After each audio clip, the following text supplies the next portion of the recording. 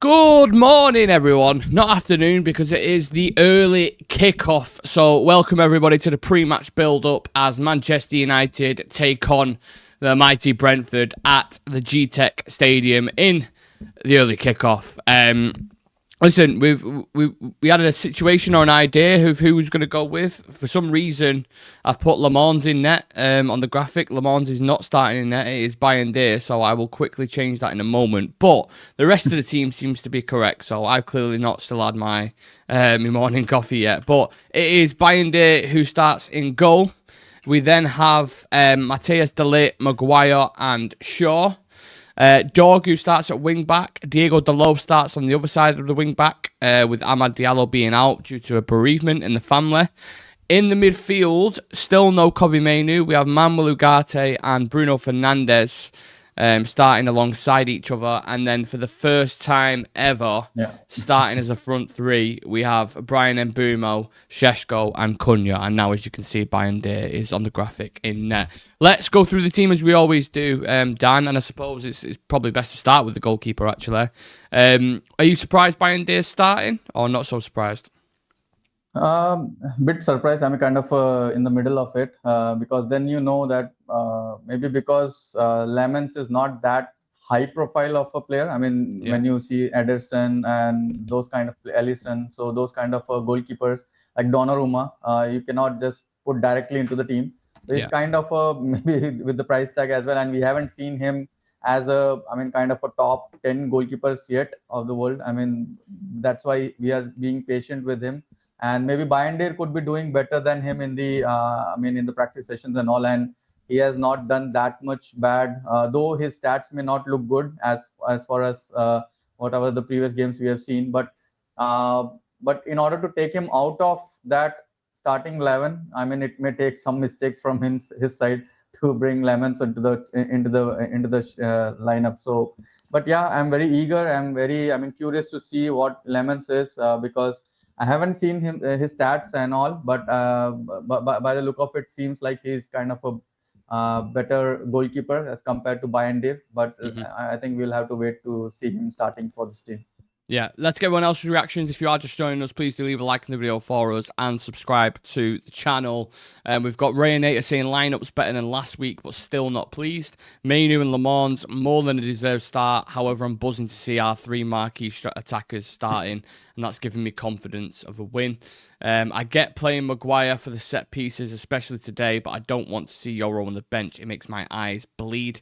It was something that we spoken about as well extensively when we did the preview about having that kind of height. I would always remember Ole, whenever we played Burnley, for example, he would always play McTominay and Matic and just those kind of big lads, because you know, especially with Brentford at the minute, with their new head coach, Keith Andrews, who was the set-piece coach, you know that's going to be an area that they're going to target because it is a weakness of ours, which is why I was actually slightly surprised that Le Mans didn't start. I thought this would be a good game for him to kind of come in, but obviously still going with Bayern. Stephanie Griffith saying Bayern was always going to start in goal. Le Mans might make a debut versus Sunderland. I voted in regards to being happy with the starting 11, but I prefer Mazraoui to Dalot. That's a worry with the weak central midfield duo. And Johnny Hill just joining us as well, saying Dalot and Ugarte, Maguire and Bayern starting. Lameo, Amorim is setting us up to lose, which is interesting. So mixed reviews on the lineup. Just ahead of Bayern in net, Dan, we've got de Ligt, Maguire and Luke Shaw. Maguire and Shaw, mixed performances again. I didn't think they was great when Maguire came on in the derby. Shaw had a stinker against Man City as well. But Matthias de Ligt's been really impressive, hasn't he? Yeah, de Ligt has stepped up, and we have seen that why we bought him. So with that, now he is kind of justifying the price tag for which we got him. Even though we have seen that all the experience he has playing with Ajax and then Bayern Munich. So we know that the player is there with high potential, and now we can see that he's kind of building that momentum, and we can see that he's kind of becoming as a main defender for us, which was kind of last year he was kind of on and off, but now we can see that he's being more consistent, and we can depend on him as a kind of a main defenders. But coming back to Maguire, still I know that he helps us out during times we have seen that he has helped us out by scoring a crucial goals with the headers when we are in a need of a goal. But overall, if you see, I'm still not convinced to. I mean, kind of still, I have not come to that level of confidence on him, where we can depend on him for the whole 90 minutes to start with. But yeah, even at the second half, when we need a goal and we are in a very crucial moment too, and we are in a very dire need of getting a goal, then why not bring him at the second half? But starting him, I'm still not that much towards it or confident on him. But yeah, at times here and there, he has shown us that he is dependable. But at this time, against Brentford, we need tall players, as we have always seen that with Brentford, we are struggling against the set pieces and the corners. So we need tall players to defend them. I hope that Maguire, comes up and steps up in this game.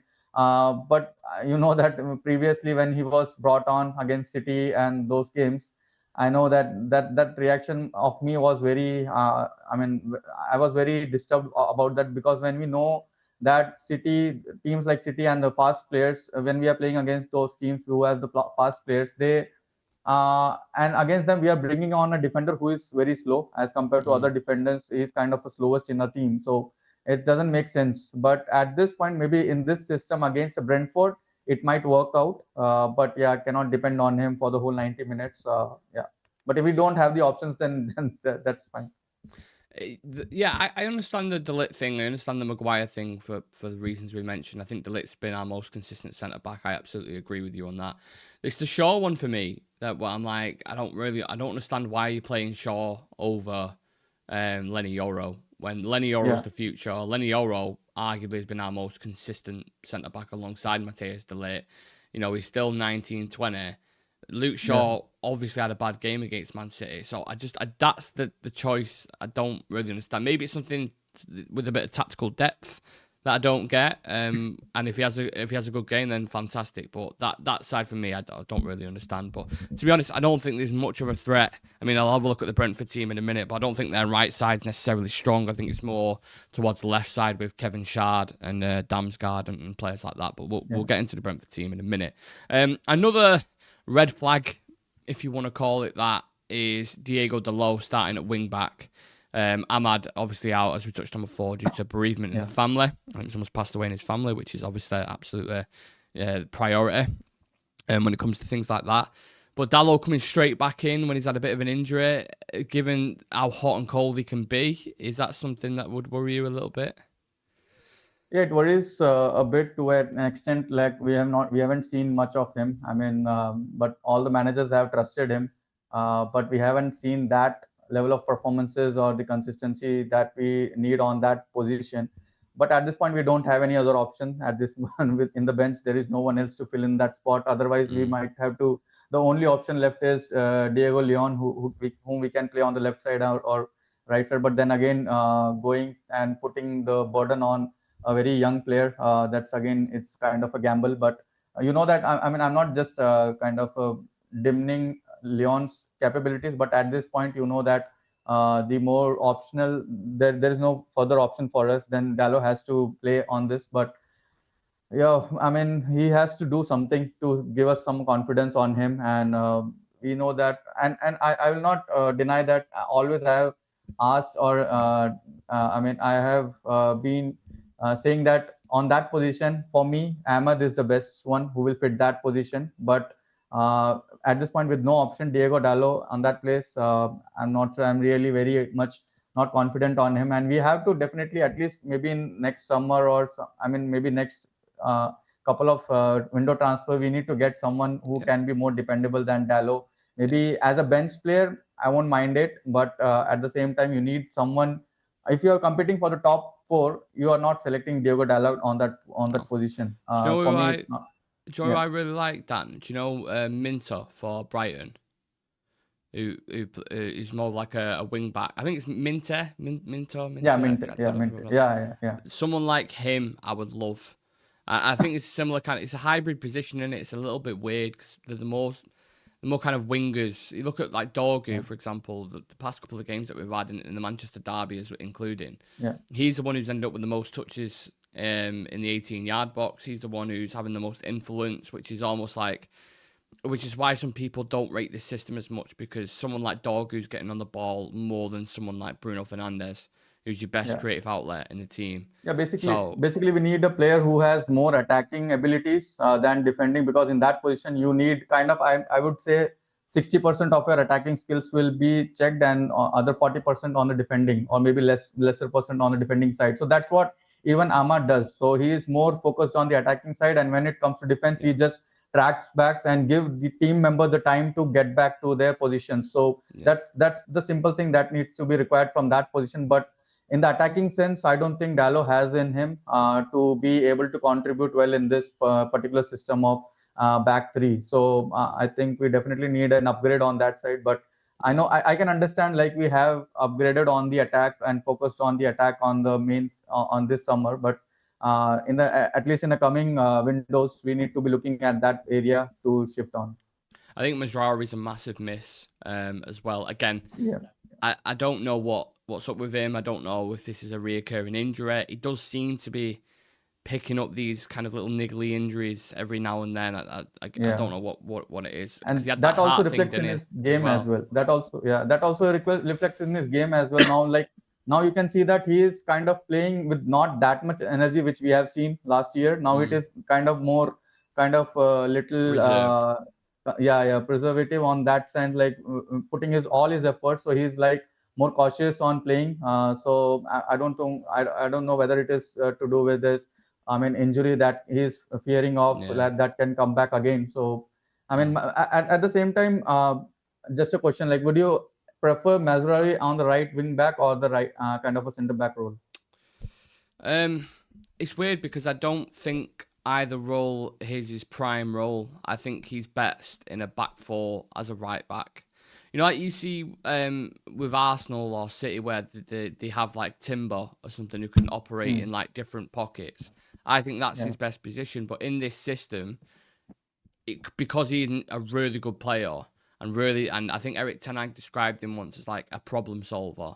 You can put him in most positions and he'll probably give you a 7 out of 10 anyway. But I don't think you get the best out of him either from playing him at wing back or playing him as a centre back. But I'd happily have him. I'd much rather have him as a rotational squad player when we do if we do get back into Europe, rather than Diego Dalot, because Diego Dalot is very limited.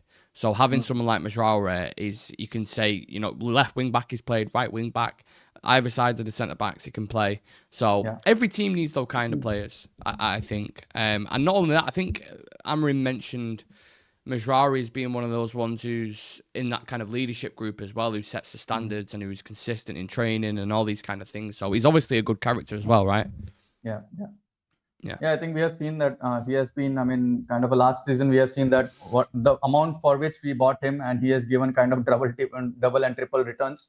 So, but that again comes back to like how much available he is for the team to be in. But as you said, like maybe for the future, for the bench role, definitely yes. I don't know what is happening with him in terms of the injury thing. So if it gets well, then definitely we have a good as a bench player for the future.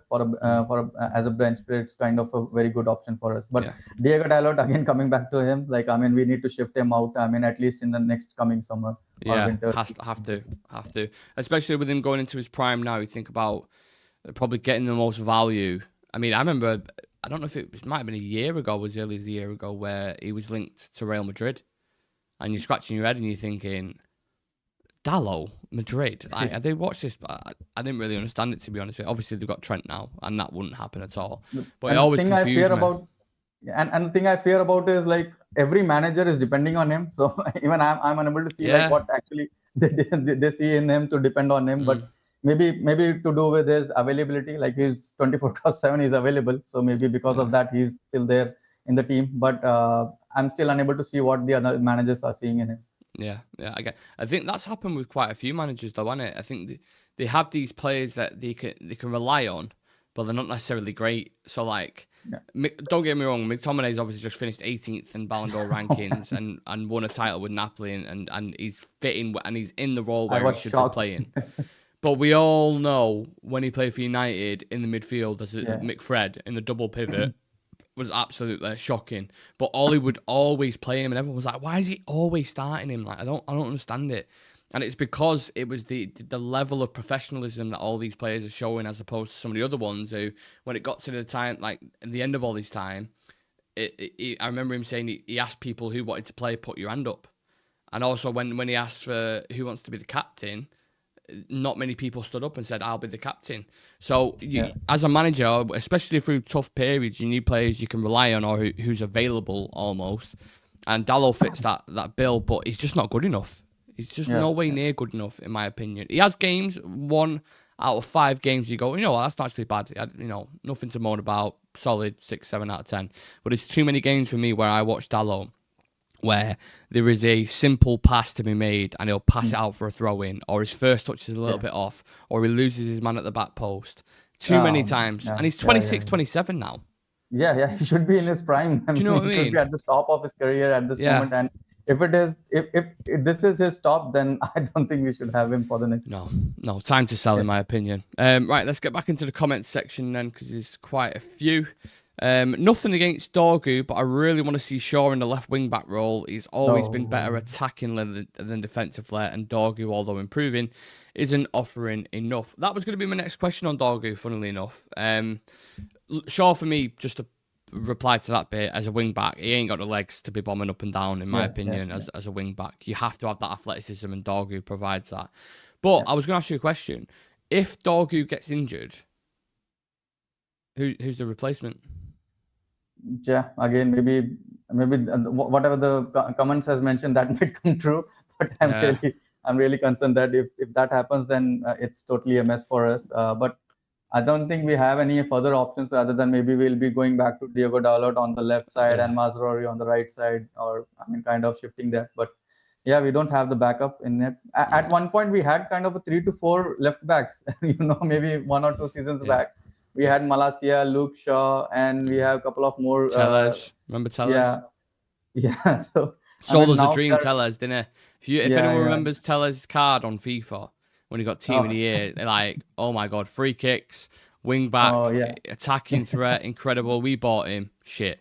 He had one good goal, and it was in the Champions League. You'll remember it. Was it a volley or something? Or I can't remember. It was like a volley outside the box, and that was like his one moment that people expected on a consistent basis. But I am worried about the depth at wing back, not only because we haven't really got it, it's because the players that are going in there who are rotational aren't built for that system, or aren't built as the more for back fours, and even in the back four, the shit, aren't they? Yeah, that's what I mean. You can see that the couple of our, maybe what you call it as a wing backs, they have been now converted into more of a center backs. So with Luke Shaw, as well as with Mazraoui. I mean, last season we have seen that Mazraoui played most on the center back role. So we are now, when we started to think like we are building up a more backup for the wing backs, but you can see that the older ones are just converting back to the center backs. So then you don't have the options, and the options you had, like in Malacia, he's not fit, and God knows what is happening with him. And the other players are very young to be trusted on at this point, or maybe put on the burdens or take the responsibilities at this moment. It would be harsh to depend fully on them. So that's where we stand at this point. If Dogu is out, then I think we again come back to a place where we might be struggling defense-wise. Yeah, agreed. Johnny Hill saying, I only give him a free pass on Dalot for today, but why is the midfield Bruno Garte again? I do not get it, as it's a terrible midfield. We'll talk about that partnership next. Munoz at Palace is a better right wing back, top player. Yeah, I like Munoz at Crystal Palace. He's been in my fantasy team throughout the full thing. On the other one that I do, I think he's a really, really good player. How much he'd cost, though, I'm not entirely sure. I've been saying for weeks to put Bruno at left wing back. The service for Šeško would be unbelievable. Don't want to see that either. Reinator, sorry, really don't. Shivy in the chat as well saying smash the like, guys. Yeah, please do. If you are just joining us, smash likes on the channel. Get your comments in as we get into the midfield and the attack, because this, again, is Ugarte and Bruno. I don't know. It just feels like Groundhog Day at this point, doesn't it? That we're just repeating the same thing and we're going on about the same problems in midfield. Ugarte, there's got to be a point where he either just starts performing at a level consistently, or I would just sell him in the summer, because I don't think he's been nowhere near good enough. Yeah, I mean, when we got him, I think I felt like we got a defense. Finally, we got a defensive midfielder for at least 5-6 years. And but later after 1 year, you came to know why PSG were willing to sell him when we thought like he was kind of a very great player. So, but he has not again stepped up to his value at this point, and most of the thing is like the main thing is like he is not consistent, and discipline wise also he is not at that level. So putting him on the midfield along with Bruno, where again we are expecting Bruno to be disciplined more in that role. So it's again come for me. It comes down to like how the discipline thing will come out in the midfield today when we play both of them, where the demand from both the players are to be disciplined. But rather than, I mean, regardless of, I mean, they have the talent in them. I mean, I'm not questioning their talent. Ogate, you know that he can be a very good player, the strength wise, the physicality wise. But again, the intelligence thing and the decision making has been a concern for him, as well as again comes to Bruno. I know that he has been kind of trying to gel in that particular role, but to be beside a player who is still struggling, I'm a bit concerned with that. But again, we don't have the other options where Casemiro is not available. So the only thing is we are down with only depend on Ugarte and Mino. I don't think he can be. I mean, kept as an option to be as a central defensive midfielder. But overall thing, if you ask me, and I have been saying this again and again, that I'm not liking this idea of Bruno in the midfield. I know that if he is disciplined and he is playing at his best, it can do wonders for us. But personally, for me, is kind of we are just shoehorning him at the midfield, just because we bought Cunha and Mboma, who are now playing as a 10 role, and we have Ahmad and those kind of players, and even Mason Mount is there. So I think putting Bruno in the midfield, for me personally, I'm not really confident, and maybe for the long term, along with the options we have, I mean, if you ask me, like we have a defensive midfielder in Rodri, those kind of players, I can say yes, okay, we can play Bruno Fernandes alongside Rodri. But the defensive midfielder we have, they are not themselves dependable, and when they are left alone in the midfield, then we are out. We are already out of the game. So I mean, idea of bringing Bruno in the midfield, you definitely need a proper strong defensive midfielder to make this thing work out. So at this point, I know that I'm not comfortable overall with this setup of the midfield, but hope it comes true. I mean, it works out. According to reports, Bruno Fernandes isn't happy in that position as well. He's not a fan of playing there. Obviously, he'll do it because he's a captain for the team. But obviously, he feels like he's better in attacking positions. And a lot of the fans feel like he's better in attacking positions. A lot was made of the fact that he scored against Chelsea from that position. But I also think, well, that was after they went down to 10 men. So it's easier for Bruno to have more of a license to get forward when Chelsea have 10 men and they've just took off Palmer, Estavo and Pedro Neto when there isn't necessarily a transitional threat. Bruno, for me, it just doesn't, I think I agree. It just doesn't work in that midfield. It seems like Amorim, when he's speaking in his press conferences about it, he's like, you've got Bruno and Mainu, who are rotation for one, and then it's Ugarte and Casemiro for the other one. It seems like they're more of a six, traditional sixes in Casemiro and Ugarte, the destroyers, or whatever you want to call them. And then you have one who's a little bit more of a creator, a bit better on the ball. But the issue is with either Mainu or Bruno, and Chivy's touched on this a few times before, the distribution when they're on the ball, those long switches, what you see Carrick and Scholes and Cruz and Modric and these players do, they don't have that in the locker for me. So then the game becomes very limited in midfield. I feel like we're restricted. And also the partnership as well, it just doesn't seem to be the right blend. They don't jump at the same time from like an offensive point of view. They don't cover channels. Bruno gets a bit wild and reckless at times as well. So it's going to be a forever problem that we're talking about, I feel like, for the rest of the season, unless they go out and sign someone in January, which I don't see him spending 100 million quid in January. I think it'll be end of the season, and then that's going to be like the next kind of big focus.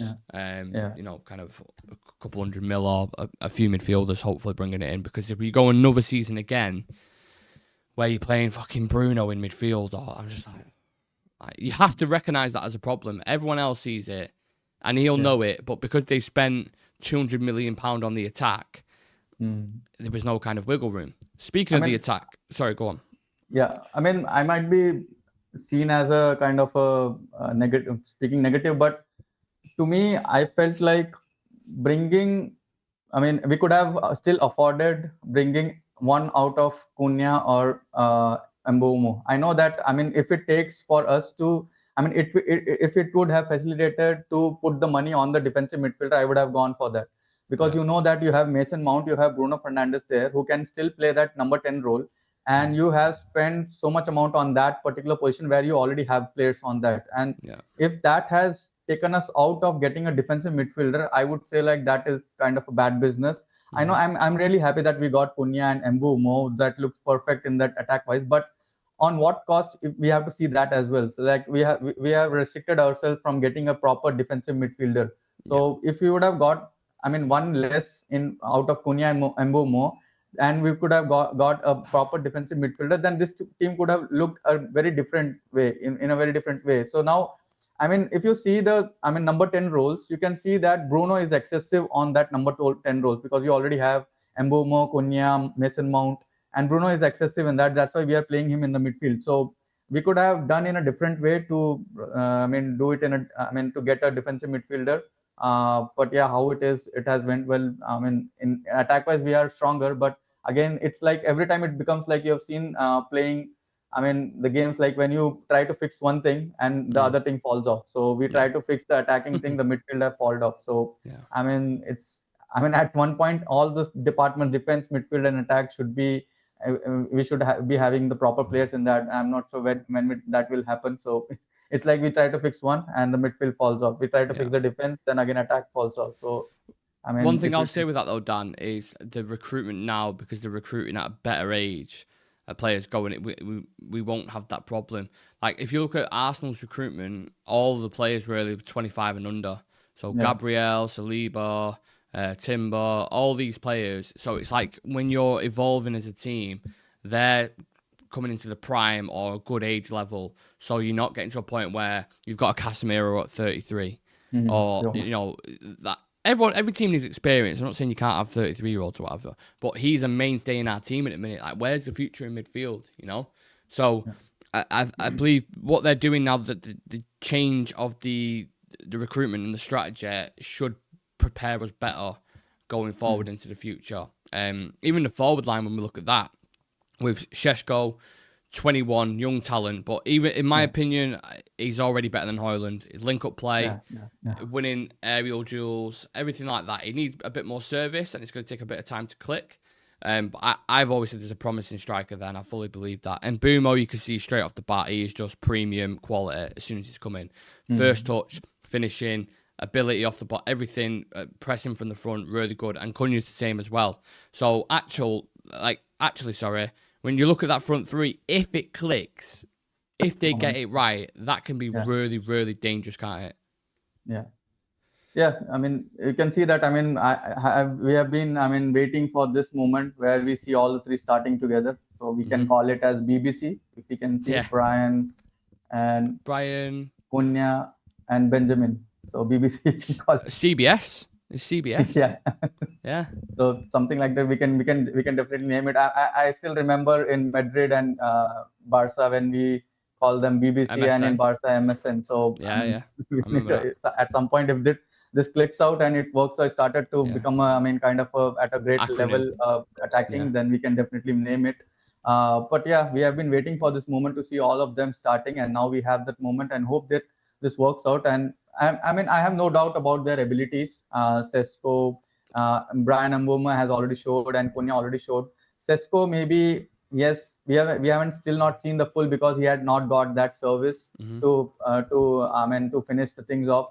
But hope it works well now. But we have seen that little glimpses, like what he can do, and he has been kind of the physicality is there, the ball control is there, the intelligence is there. We can see that the runs he is making, and even also the players are kind of seeing that run. So I hope this have been their kind of a revision in the midweek. I mean, whenever they talk about this and the tactics, this might be in their discussion, that Šeško has been in a place where player can put the pass in, but they have chose to do something else. So that decision making has already, has been a concern a little bit. Just that one single pass that changes everything. That we have been doing wrong, because the last game also, where you can see that Bruno Fernandes took a kind of a difficult option in I think in Sesko rather than laying it to Ahmad. So that would have been another goal. So these little decision making can bring wonders for us and can even increase the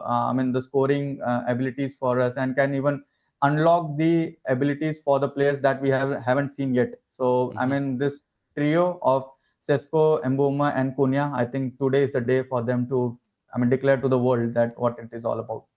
Yeah, 100%. BBM, you can call it. Brian, Ben, and Mateus as your front three. Or you can have SBC, which would be Sesko, Brian, Cunha. Take your pick, people, and get it in the comments. Yeah, they can be put in the chat, like whatever they think like best. Yeah. Graham Potter sacked at 9:45. Nuno appointed at 11:45. Only at West Ham. Yeah, that is a bit mad, isn't it? But right before a game when you're about to play, changing your manager. We've said before. I think Potter was never ever a fit for West Ham. It just never ever felt right to me. It feels like managers that succeed at West Ham, and maybe they tried to kind of go away from that style, is they kind of gritty, know how to get points won, set up to be compact, to be hard to beat. And I feel like the West Ham fans resonate with that as well. And having Potter was this guy who played like really flexible, possession-based football at Brighton. He's a bit light-hearted. Like, never seemed a fit for me. And with them going for Nuno now, that makes more sense to me, because Nuno's kind of not proactive, what's the word? Pragmatic, and he plays on the counter-attack, so it probably suits him more. But this isn't a West Ham channel, this is a Man United channel. Brian Mbeumo returning to Brentford, Dan. You'd imagine he'd probably get a really good reception, given how the transfer went. He didn't really force a move or anything. He was very patient, very polite. What have you made of Mbeumo since he's joined? Have you been impressed? I think, your question is whether he will impress or he's... No, have you been impressed with him since he joined United, Mbeumo? Yeah, definitely. You have seen like what he can do it, like whenever he gets the ball, you can just feel that that something is going to happen. He has that capability of, bringing something from the right hand side, which have been missing for so many years, that the players, the last time we could see, I don't want to name it, but Greenwood was that player who had the ability to do something out of that right hand side, and after that it was totally blank.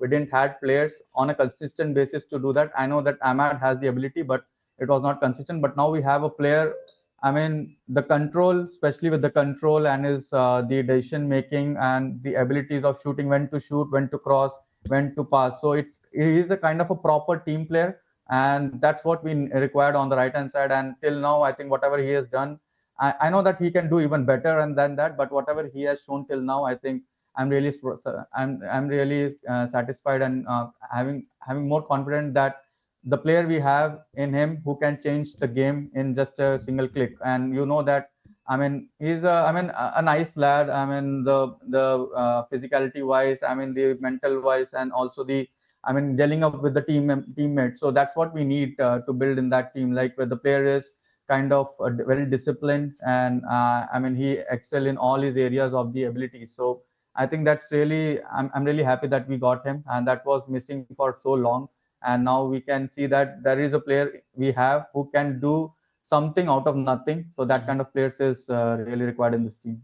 100%. We've not even spoken about the subs bench yet. So Heaton, Lamans, Fredrickson, Heaven, Leon, Yoro, Mainu, Mount, and Xerxes. Someone like Xerxes is interesting, in it, because he seems like someone who, there is a few United fans who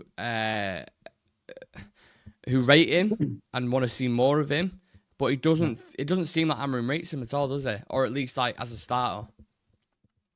Yeah, when we played that, I think what game it was, when Cunha came out. At that point, we brought in Xerxes. I think Xerxes fills in. In that game, Xerxes really filled. Kind of completely replicated what Cunha was doing. So I think in that sense, I'm very much okay with having Xerxes on the bench whenever we need for that number 10 role. He has, that his abilities completely fits in this system. So, but the only thing is, like, we have so many players in that position. Because of that, he's kind of at the last in the line to be brought on. You have Mason Mount on the bench. You have then other players who are playing in that role. So I think we can use him, but at this point, the thing is only negative thing about him, not him, but the situation around him is that there are too many players for that role. So, but I would love to see him maybe in the second half, bringing him where we can see that the number 10 players are not, I mean, they are not able to make a difference in the game. Then you can brought him in and you can bring him on, and you can see like what you have seen that his abilities with controlling the ball and making some good passes has been already there. So I mean, as a bench player, I would definitely keep him. But again, I mean, there are so many players who will you trust and bring on? Yeah. Andy's just put, have you talked about the elephant in the room set pieces? I'm trying not to put it in the air, but Andy's done it now. So, yeah, it's an obvious one. That's why, because again, I don't want to be repetitive on this channel. It's a problem. It's going to be a problem until he makes a change of the goalkeepers. So I am just almost becoming superstitious to not talk about it, so it doesn't happen, or I don't think it's going to happen. If it happens today, it's not going to be a surprise to anyone, is it? If they lump a corner in, Bayern Day gets flicked over and someone just pushes him over, and you know, one of their centre backs, Pinnock or Ajar, gets the red on it, it's kind of like, it won't be any surprise at all, will it, Dan? I think Brentford would be all over it with the in the tactics discussion. I think their most, I mean, their focus would be to like somehow get the corner, and you will have a good chance of getting a goal. And you have seen, I mean, the whole world has seen like I mean, the negatives on the Binder's side. Like, he's not that much great in the air. So I mean, definitely Brentford would be looking out for the corners and then putting the ball in. And you know that whenever we have a ball inside that 10 yards, so anything can happen. So with Bayern, hope it, I mean, the confidence comes in him. That is the requirement from him, that he gets the confidence and to be more able to control the box and to dictate the box. I mean, he needs to be more confident and more kind of fearless when we are facing the corners. So, but at this point, we know that Brentford's main threat comes from the set pieces, and today we have to be careful. But good thing is that we have Maguire, who can be more useful, and now even Sesko. Like with having Sesko in the team, there is one more advantage. Like, while defending these set pieces, we have a tall player in the box who can even contribute the defending with the high balls. So, but yeah, at the same time, the goalkeepers, I think, I mean, if something happens, I think next game we will see lemons. Yeah, that was one of the kind of talking points with a lot of the previews before this game, that they thought Le Mans might start, because one thing he's really good at is high claims from crosses, shot stopping, and commanding of his box. So people thought, all right, well, he might be a shoo-in to start against Brentford, but obviously not. He might go with Sunderland at Old Trafford, for example, in the next game to kind of start him. Maybe that's the best point, I don't know. But we've got to see him at some point. I mean, why spend 20 million on a goalkeeper and then just not play him? Like, it's bizarre to me. So I think as well as individuals, which we've spoken about, I think as a collective today, you've got to start like we did against Chelsea, like we did against Arsenal, that same intent. And I think you can almost tell by the first 10 minutes of a game how United are going to play. You look at the first couple of minutes against Chelsea, like, we was really on the front foot, attacking them, suffocating them, would not let them get out. You'll see it first 5-10 minutes. I could probably tell you whether United are going to win the game or not, depending on like just how they turn up. So really important, Dan, to start off well. Yeah, I think, I mean, we have seen in the games, like, we have been switching switching the energy and switching the momentum of the game, just like single click. Anything bad happens, maybe in terms of conceding a goal, the team totally goes down in confidence. So I mean, that has been a concern for us, even with every manager, that whenever we concede goal, the confidence of the team goes down. But I mean, we have also seen that the glimpses of whenever we start the game, we start really well. Against City, we started well, and there are other games against Chelsea, we started well. So there are places and the matches where we have seen that we have started well, maybe for 10 and 20 minutes, but it's the matter of discussion whether we continue it with the major portion of the games or not. And even against Chelsea, if you, ask me personally, I didn't feel confident with that performance, because the first half we were playing with one man less, And in the second half, when we were 10 versus 10, we were not that great. So I would not consider Chelsea game to build a confidence. But yeah, you can consider result as a confidence in building for this game. But at the same time, that consistency of playing with the same level, with the same energy has to continue. I mean, at least for the major portion of the game. So it's not about 10-20 minutes, but let's continue for at least I mean major portion of the game just to control the game. And I mean today it will be all about controlling game. And against Brentford, I think we have to take our chances. I mean I don't want to see like another game with 20 chances and we haven't scored a goal. So that happens with these kind of opponents. So and I then hope people that we just be more clinical in front of the goal. And then people talk about like, oh well, we've had so many shots and now so many on target. How many did we finish? Well, that's the main stat that you want to know. I'm tired of the stats and all. I mean, when we see like we are in top of the table when it comes to the creating chances, but again, it doesn't matter at the end of the day. When it's only matters like who is more clinical in front of the goal. That's what I mean. Like, all the talk is about consistency and turning a corner. And if you go and lose at Brentford today, people are just starting to pull them back now. Fans slightly like, okay. You know, you win against Chelsea, if you get win against Brentford, you got Sunderland next after that, and then you're prepared for the Liverpool game. Then you lose this one now, and you make a mistake in this. People are just gonna be like, I just can't be asked. Like, you can't trust this team at all. So they need to put in a solid performance. We need to start killing the game. I mean, with Chelsea, we could have killed the game in the first half itself, but I mean, we waited. I mean, it became like that. But even against Brentford in the last 5 games, I think the games we have won has been with a single goal margin. So I don't think I don't want to happen for this game. We need at least 2 to 3 goal difference just to build that confidence for the upcoming games. Yeah. Something to remember as well, obviously Brentford are already pretty much fighting relegation, the 17th in the league, so they're going to be desperate for points. So, and they're at home in front of the crowd, so it's not. I think people are under the illusion because they've had a bad start. It's going to be an easy game. I don't think it's going to be an easy game at all. We'll get into predictions in a second. In terms of key players for Brentford, Igor Thiago I've been impressed with. He's looked decent for them in recent weeks. Damsgaard is always a bit of a kind of talented, creative threat who's causes problems as well. But their actual form, 5 games, 1 win, 1 draw, 3 losses coming into this one. So, yeah, they need the points. They're going to be scratching, clawing, making it as physically difficult as possible for us. Those long throws, corners, just expect a bit of a scrappy game, in my opinion. Before we get into the kind of bet slip or 4 things to keep an eye on, Ruben Amorim's been speaking before the game. He says, we need to win games in a row. That is the thing that is normal in every big club. We need to help that feeling to help the team to play better.